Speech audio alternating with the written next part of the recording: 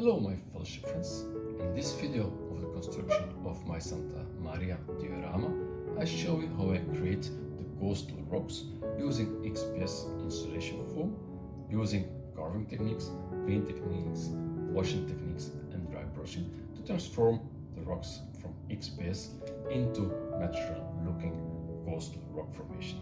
So hope you like it, leave comments, leave suggestions, don't forget to click that subscribe button, and I see you again next video.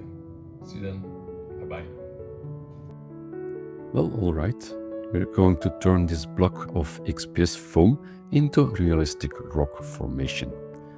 I first start by cutting many random vertical lines using a hobby knife with a slightly blunt tip.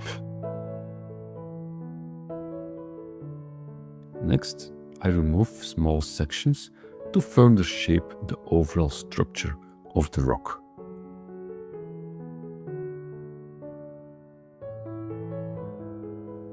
And then I add additional cuts, including horizontal and diagonal lines to break up the surface. And now I just use my fingers to randomly tear away small pieces of foam to create a more natural rock texture.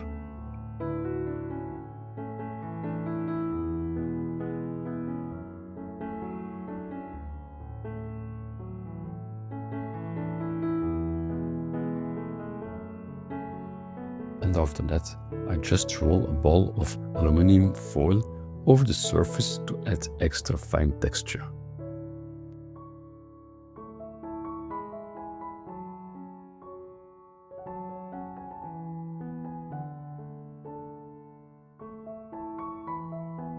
And with a stiff, dry brush, I now remove all the loose foam particles from the grooves.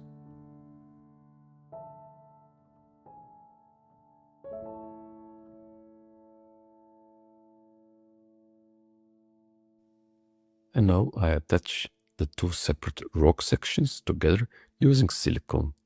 I avoid contact glue or wood glue, and after drying, I'll refine a few areas if needed.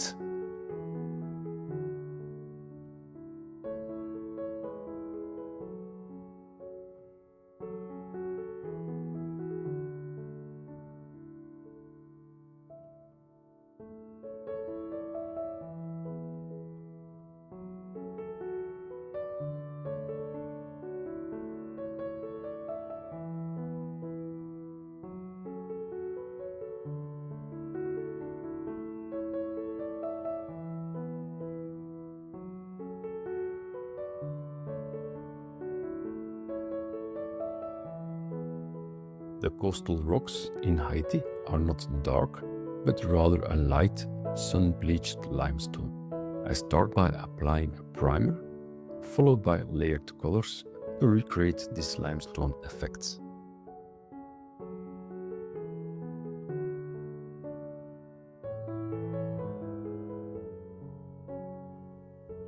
The primer seals the surface so the paint adheres better. I dilute it slightly, about 80% primer and 20% water, so it flows well into all the details.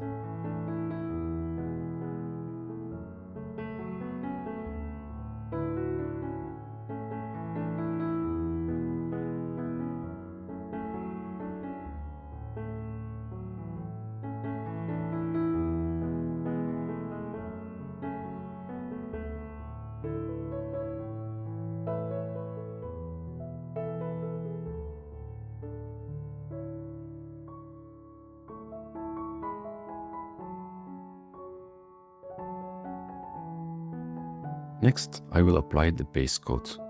On top of the primer, I paint a light mix, about 60% of white, 30% of gray, and 10% of dark brown.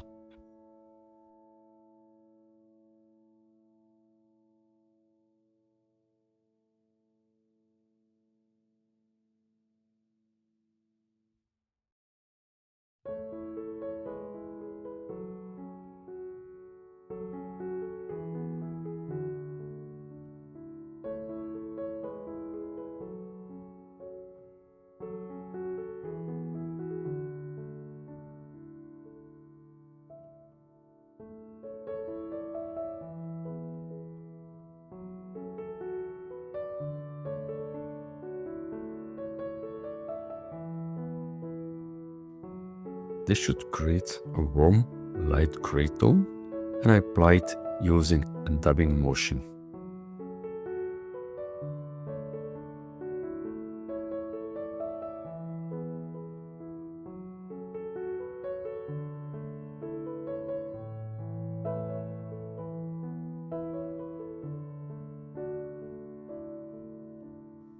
Next, I dry brush slightly and remove excess paint, making sure the rock texture remains clearly visible.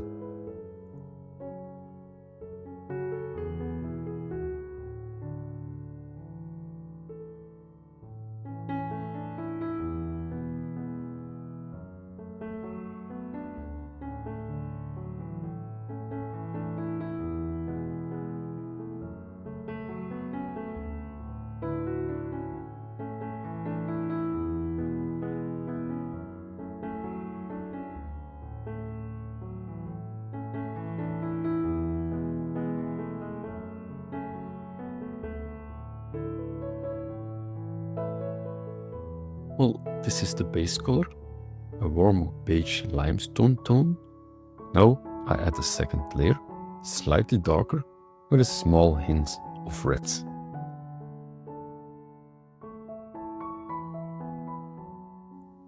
Instead of 60, 30, 10, I now use 50, 30, 15 and 5.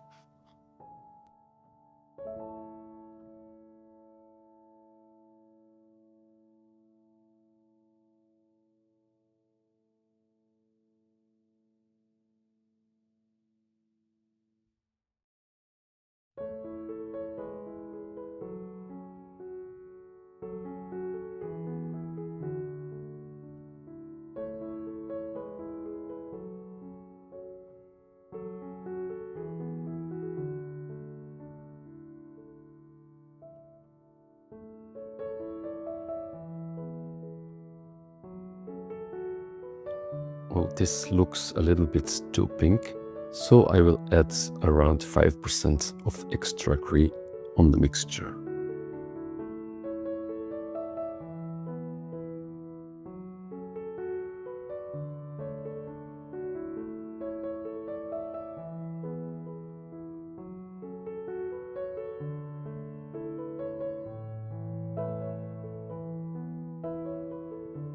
This lower section here will be covered later by the beige and the water. You can clearly see the difference between the grey base and the warmer beige and the slightly reddish sun-baked limestone tone. And next I will apply several washes before moving on to the dry brushing. Now step 3 is done. This is now the base color for the warm limestone. Compared to the primer, you can see a slightly reddish tone due to the added red.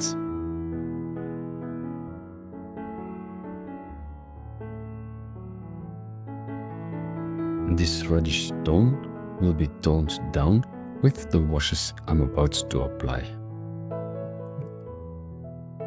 I will be using these 3 types of washes: a black wash, dark rust wash, and light rust wash.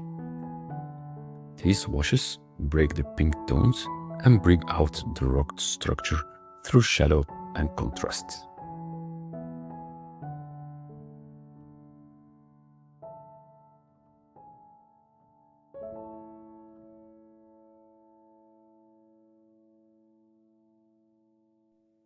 And after applying the washes, I will dry brush with light gray and white.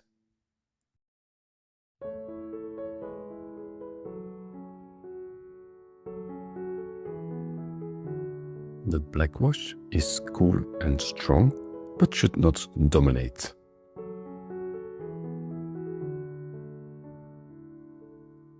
The dark rust wash adds warmer brown and red tones. And the light rust wash gives a yellow-brown, almost ochre effect. And combined, these create a rich, deep sepia tone. For the deep shadow wash, I use about 70% dark rust, 20% of black, and 10% of light rust, diluted heavily with water. And this deep wash is applied only in the cracks, crevices, and lower areas.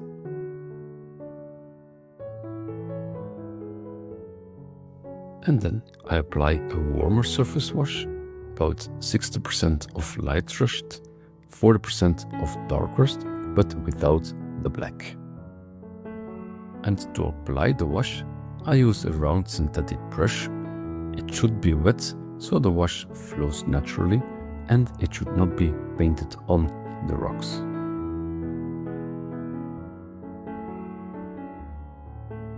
I touch the brush to the surface and let the wash flow downwards. Any excess is removed immediately.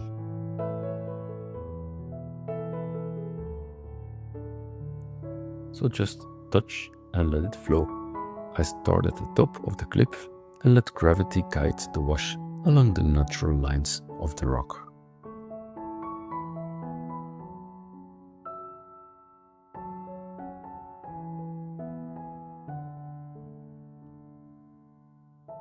So 70, 20, 10. It means 14 drops of dark rust, 4 drops of black, and 2 drops of light rust, diluted with plenty of water.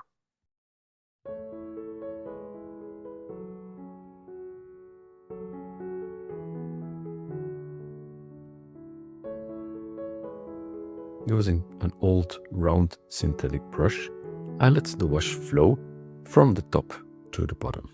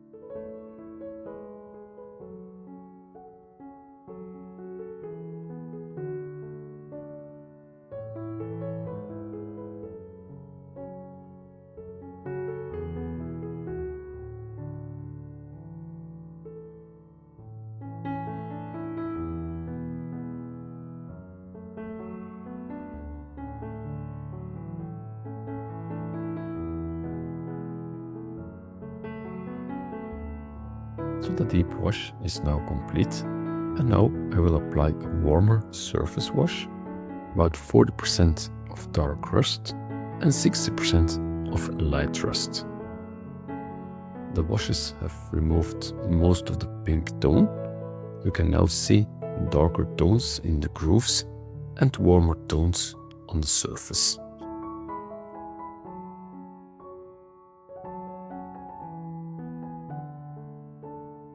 Now I dry brush using the base mix again, but dilute it further with white to highlight the texture.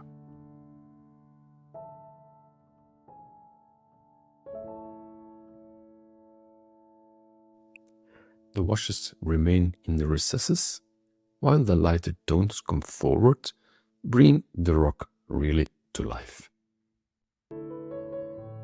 And finally, I will apply a second dry brush using only white and grey on highest edges to simulate the sun-bleached salt deposits.